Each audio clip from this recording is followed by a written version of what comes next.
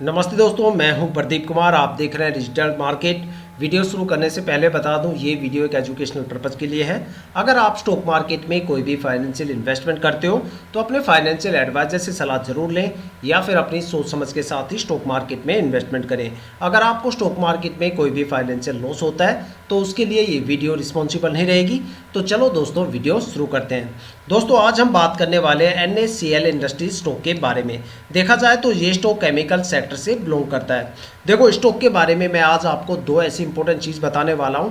अगर वो दो चीज़ें आप किसी भी स्टॉक के बारे में बारीकी से जान जाते हो तो समझ लो आपने उस स्टॉक के बारे में 60 से लेके 80% तक जो डीप फंडामेंटल एनालिसिस है वो मात्र चंद मिनट की वीडियो में कर डाली।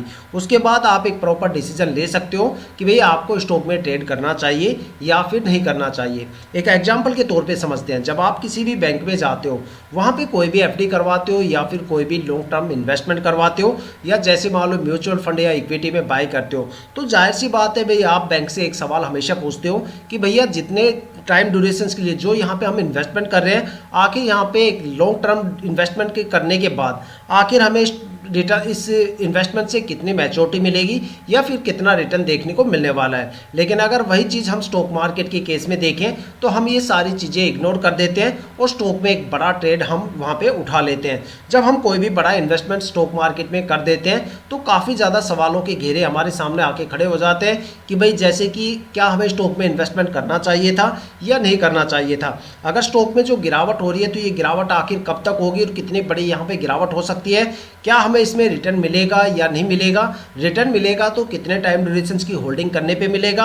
मैक्सिमम ये स्टॉक कितना ज़्यादा रिटर्न देने का दम रखता है। ये स्टॉक शॉर्ट टर्म में ज़्यादा प्रॉफिटेबल रहेगा या लॉन्ग टर्म में ज़्यादा प्रॉफिटेबल रहेगा। इस तरह के काफ़ी ज़्यादा सवालों के घेरे हमारे सामने आके खड़े हो जाते हैं। लेकिन सोचो कि क्या हो अगर इन सारे सवालों के जवाब आपको इस स्टॉक में इन्वेस्टमेंट करने से पहले मिल जाए, तो सोचो कितना आसान होगा ये जानना कि भाई आपको स्टॉक में ट्रेड करना चाहिए या फिर नहीं करना चाहिए।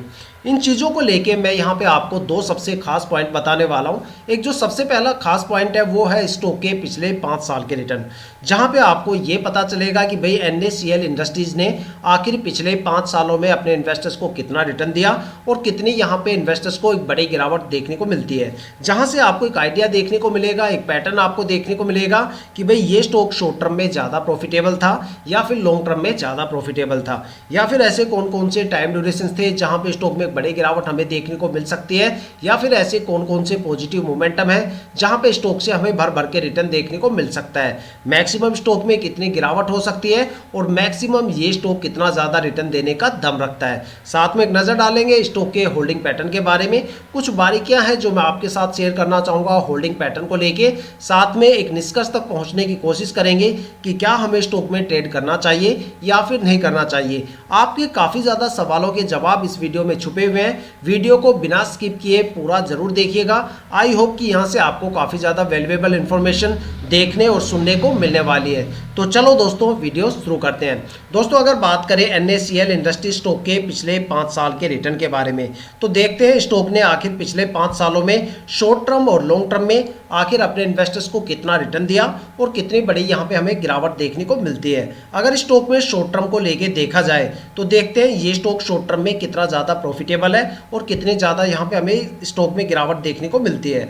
अगर स्टॉक में 1 वीक की होल्डिंग की बात करें तो 1 वीक में स्टॉक में करीब 17.25% से ज़्यादा की गिरावट हमें देखने को मिली।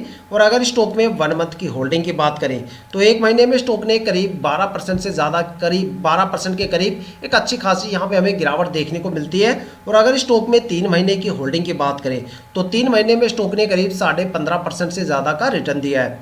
अगर स्टॉक में 6 महीने की होल्डिंग की बात करें तो 6 महीने में स्टॉक ने करीब 5.25% से ज़्यादा की गिरावट दर्ज की है। और अगर स्टॉक में 9 मंथ की होल्डिंग की बात करें तो 9 महीने में स्टॉक ने करीब 12% से ज़्यादा की गिरावट यहाँ पे दर्ज की है।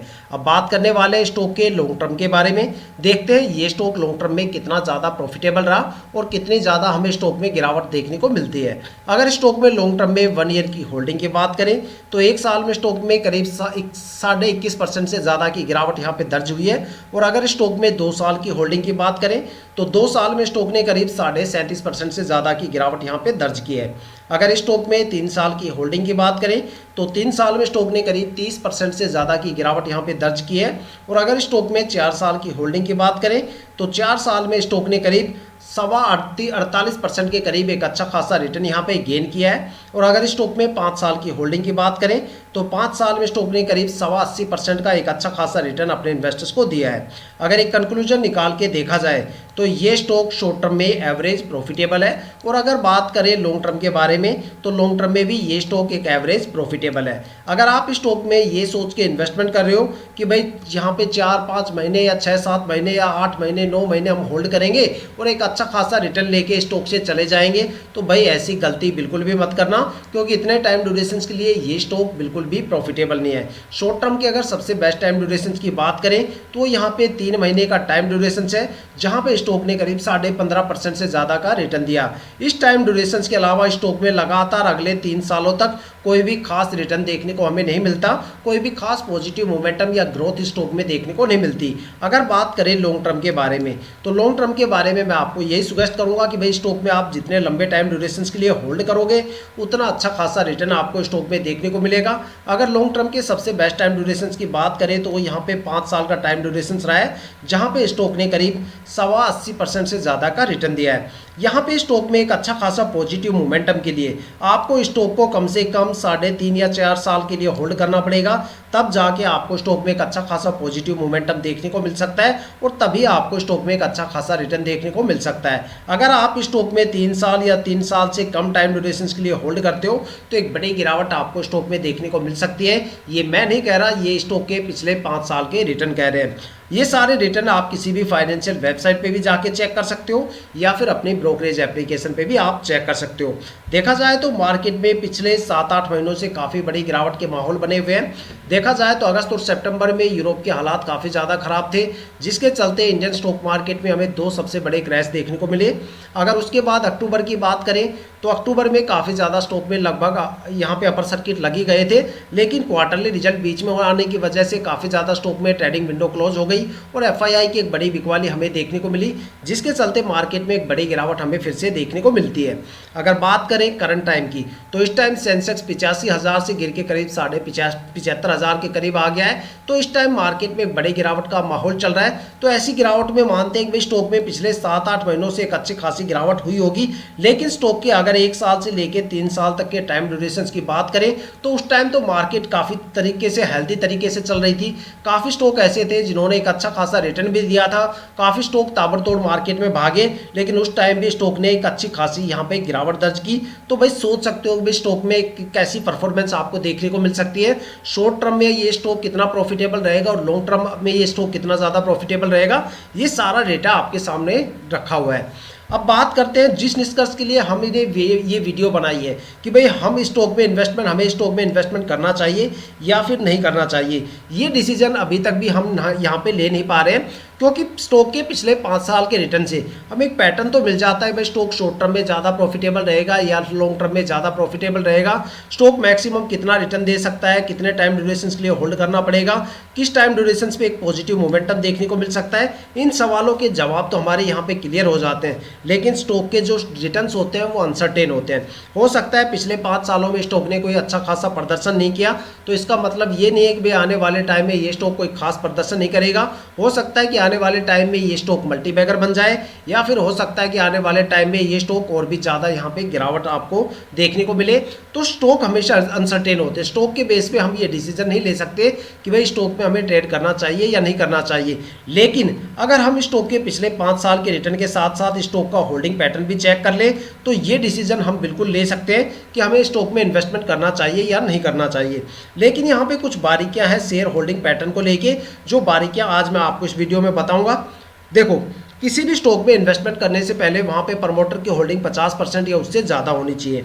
अगर किसी भी स्टॉक में प्रमोटर की होल्डिंग 50% से कम है तो भाई समझ लो प्रमोटर वहाँ पे अपना बोरिया बिस्तर बांध के जल्दी से निकलने के चक्कर में है, जिससे आने वाले टाइम में आपको स्टॉक में स्ट्रेस लेवल ज़्यादा देखने को मिलेगा और स्टॉक के रिटर्न काफ़ी ज़्यादा कम देखने को मिलेंगे। लेकिन अगर मान लो किसी भी स्टॉक में प्रमोटर की होल्डिंग 50% से ज़्यादा है, मान लो 70, 80, 90% या इससे ज़्यादा है, तो भाई वो स्टॉक या तो मल्टीबैगर बनेगा या फिर वो स्टॉक लंबे टाइम तक एक अच्छा खासा रिटर्न देगा।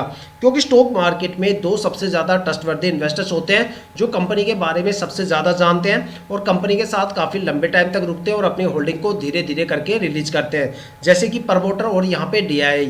ये दो ऐसे सबसे ज़्यादा ट्रस्टवर्दी इन्वेस्टर्स होते हैं स्टॉक मार्केट में। लेकिन अगर देखा जाए तो स्टॉक मार्केट में दो सबसे ज़्यादा पैनिक इन्वेस्टर्स की भी कैटेगरी आती है।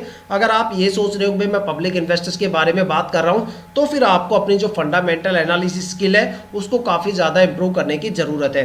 क्योंकि स्टॉक मार्केट में जो सबसे ज़्यादा पैनिक इन्वेस्टर्स की कैटेगरी में आता है वो FII होता है। FII का मतलब होता है फॉरेन इंस्टीट्यूशनल इन्वेस्टर्स। वो इन्वेस्टर्स जो इन्वेस्टमेंट के मामले में भी और साथ में मार्केट को एनालिसिस करने के मामले में भी पब्लिक इन्वेस्टर से हमेशा 2 कदम आगे चलते हैं, जो कि डोमेस्टिक मार्केट के साथ साथ ग्लोबल मार्केट में भी इन्वेस्टमेंट करते हैं। जब उनको पता चलता है भाई ग्लोबल मार्केट में कोई बड़ी गिरावट होने वाली है या फिर वहाँ पे गिरावट का सिलसिला शुरू हो गया है, तो वो यहाँ पे सबसे पहले बिकवाली करते हुए नजर आते हैं। जब वो बिकवाली करते हैं या बिकवाली करके निकल जाते हैं, तब जाके पब्लिक इन्वेस्टर्स को समझ में आता है कि मार्केट में कोई बड़ी गिरावट होने वाली है।